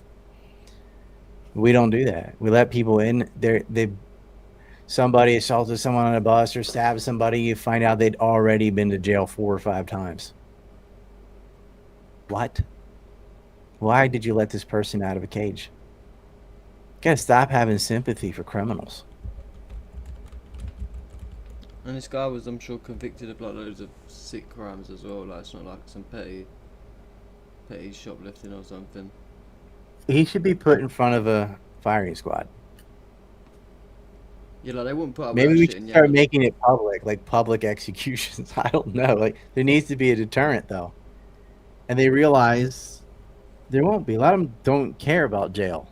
That's kind of their standard of living anyway, so it's not a big threat to them. But they don't want to die. I think a lot more criminals should be put to death. 100%. Like, I think if you've shoplifted like 4 times, die. Yeah, like literally though, they won't Cut put, your hand off. they won't put up that stuff in like Yemen, and you know what I mean. They do the public executions out there, and that's why no one's doing that. Like even in like Dubai and stuff, like the laws are so strict that people are scared to break the law, and that's how it should be. That's how you have control over the country. If you give a chemical lobotomy to a kid, you should be castrated. And if you're a woman, I think women that are doing that to their own children, I won't say, but I would say get rid of the 8th Amendment for those people. For those who don't know, the 8th Amendment protects you from cruel and unusual punishment. Yeah. I'll say I'm putting after. Why not have cruel and unusual punishment? Like, what? Some of these people, like they're doing the stuff the Israelis are doing. Yeah, fish hooks, man. Like, Yeah, so we are living in crazy times right now, man. It's fucked up. I'll say I'm gonna have to pretty. I think if you've murdered twice, you should be put in a room, strapped to a chair, and forced to watch all of Kate Middleton's show. That is torture. That's too much. Might get me banned off YouTube, that one. followed by every episode of The View. Yeah. Oh, that's mean. I'll say I'm gonna have to pretty wrap up in like 5 minutes 'cause it's like 4 a.m. here. But I'll say, do you wanna like show us some merch from your shop quickly? Because I just wanted to. I'm probably gonna buy something myself. I want like a hoodie or something like a. Have you seen my street interviews I've been doing? I've been going out on the streets doing the little interviews, so I can maybe wear. I Like think you should get the red triangle hoodie. It says "fuck Israel." That put me in prison in It the says UK. it has not just boycott or in it. It says "fuck Israel." That's the and it's got prison a red sentence triangle. over here. I'm not sure if you know what's happening. Oh shit! Yeah, you don't live in a free country. Yeah, you can't have Uncle. You can't have a lot of my stuff. Epstein maps and The that. Epstein hoodie, the Epstein map hoodie would be cool because that's a conversation starter for Yeah, sure. it's educational as well, like for people that Yeah. that don't know. I can wear that. I'm definitely down to. Have you got any discount codes going for anyone in the stream, or you got anything? I can any make deals? one. It's up to you. I can't do that live. Like if you'd have to wait because I'd have to make it and then later put it in. 'Cause You know this. I'm gonna post this video anyway on YouTube. I'm just gonna cut out the first part where I was waiting for you and everything. So maybe when I release the video. then what we'll do is Savior, in all caps. Yeah. Savior in all caps will be the discount code. Yeah. For the nice. Epstein hoodie. You hear that, guys? Everyone in the chat, Savior. Epstein hoodie. You get a discount on the Epstein hoodie by writing Savior, SAVIOUR in all caps. And all the profit goes to help him. But not yet, Good deals. because I gotta no. I gotta set it up. Yeah, like, by the time this comes out, yeah. Yeah, like by the Yeah. time tomorrow, it should be tomorrow. This should be uploaded. The full video. I'll have the discount code in the description of the video. It should be there. Right, someone said write your YouTube account, Ryan, please. Ryan's been banned for years, unfortunately. Yeah, I'm not allowed on YouTube. You know, the last time I had you on, about a couple of days after, I got demonetized from YouTube, and I wasn't allowed to stream no more. So then the account was just basically wrecked. So I just started a new one. That's how I got this one. That, like, what the fuck? Like, that never should happen. Yeah, I don't know. Like, oh, you can't have this guy on. He's because what I know is dangerous, and the more of a threat to the system you are, the more canceled you get. And the worst thing is, back then it was like a fresh YouTube account. I had like 1,000 subscribers. Like, it's not like it even got like tons of views, and it just nuked straight away. Yeah, that's if I had known that was going to be on YouTube, I would have warned you. Like, don't you need this needs to be like Rumble, Odyssey, BitChute. This cannot go on YouTube. Like, fortunately, Substack allows live streaming now, so I think there's potential there. X videos don't do anything. You know, it's just. Elon needs to fix the code. They're incentivizing sensationalism. There's obviously suppression on certain accounts. Like, at least let that be open. So when someone's getting throttled or banned, like there should be a place to go look at that, so you know who's being throttled. Because I might say, "Oh, they don't want me to see this," and I'm going there. Yeah, no, this is on YouTube Live now, but I'll probably after this is finished, maybe private the video, cut out a little, like bleep out a couple of words, put the full video on Rumble. Maybe, I'm not sure. What do you think? We haven't really said anything that's bannable offensive, surely, have we? Oh, well, this is live on YouTube. Send me the link so I can plug it for you. And yeah, we'll put in Savior code right when this is finished. I'll get to it. Yeah, nice. But this video won't get banned, will it? We ain't done anything wrong. Hopefully not, anyway. We didn't. I just described things you can't say without actually saying them. You know, so I think it's all right. Yeah, nice one, bro. But, I talked about 9/11 a little, but I did not say the things I know you and can't if they say. want to know, they can go watch your movie. Want to know? Go watch the Yes. movie. Exactly. It's What's all in there. What's Yeah. the movie? Is it on RyanDawson.org or was it? Yeah, I pinned it. RyanDawson.org. It's a picture of the World Trade Centers on fire. Yeah, everyone. So that's the one. I It's recommend Empire this. Unmasked Reduxed. Yeah. You guys need to watch this as well. It's a lot of time and effort has gone into this video. A lot of research. It's not like just some copy and paste Telegram, Twitter post. This is No, this years is my and original. years of research. Go to 1 hour and 11 minutes if you just want to skip to the Israel stuff. Like, you can do that. I'd implore you to watch the whole thing, but I know that's what people want. Yeah, no, I'm gonna be watching the full thing myself. I was watching bits while I'm at work, but then I wanted to actually take it in properly. Like, it's one of them ones you need to sit down and watch it. It's dense for sure. Yeah. It's information dense. Yeah. But you learn a lot though. Changes your view of the world. Just what I've seen already. It's eye opening. There's a lot of stuff in there I didn't know about. Like, for example, what we were saying about the bombings in the cars and like. I'm born in 1998, so when it happened, I was young. I didn't know. So it's only recently that I've actually really dug into it. So I've still got a lot to learn. Oh yeah, Iran-Contra was before you were born. Operation Cyclone before you were born. The '93 attack on the World Trade Center was before you were born. Like, so, but yeah, that's why I did it. I put all that background in there, knowing that people in their 20s and 30s and stuff were not around, and it's not on the news. So how are they supposed to know this? And it's easy to digest as well. It's not one of those ones where it's like very like it's good. It's easy to understand. We got graphs and things. I think I boiled it down as best you can. Yeah. Yeah, 100%. But I appreciate you coming on anyway, Ryan, man. I'd love to have you on again another time soon. It's just I appreciate you having me. We'll do this again sometime. Yeah. Fuck Israel. Fuck Israel. Thank you, Ryan, man. Appreciate you. Yeah. Shout out. Sweet. Yeah, guys, what did you think? What did you think of the interview? Do you think it went well? Someone wanted my YouTube page. My YouTube page is S2F Uncensored. I'm gonna type it in the chat. S2F Uncensored. I think a lot of you are on YouTube, but I want to say thank you as well to Mark for being moderator this whole time.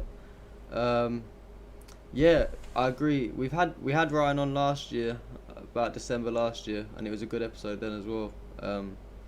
But that was on my old YouTube page, so I think it's still up, the video somewhere. But yeah, I mean, what did you guys think though? Did you enjoy the video? And is there anyone that you would like me to try and get on for another interview? I mean, tomorrow we're in I think West London. We're going to West London tomorrow to record another Street Voices episode. For those of you that watch it, if you don't watch it, make sure to lock in, because we're gonna hopefully get some good clips tomorrow. We've got, hopefully might be meeting up with someone special out there as well. Yeah, and it's good to get the public's opinion. So also tell me different areas to go to as well. We're going to London tomorrow, but obviously for next week I'm always down to new areas, because last week was a bit of a nightmare. We didn't get a lot of people talking.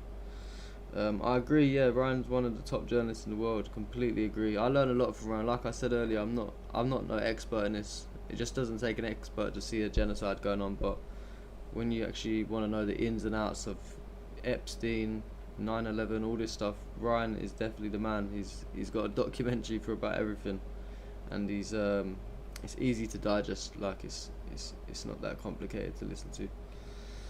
But yeah, I said that's pretty much it. Anyway, guys, I hope that you enjoyed the video. Okay, thank you, Shambel, as well. I try my best. But yeah, tomorrow there'll be tomorrow we'll be recording the Street Voices episode. Hopefully we'll get the Ryan Dawson interview uploaded tomorrow, some clips of it as well. Thank you, Mark, appreciate that, man. But yeah, I guess until next time, I mean, hopefully we'll have the Street Voices episode edited. I aim to post them on Sundays, but I think that it's gonna have to realistically be Mondays. Mondays around 9 PM we post. We post weekly episodes. Basically Mondays 9 PM is usually the time that we do post, as long as everything goes to plan, editing wise and everything.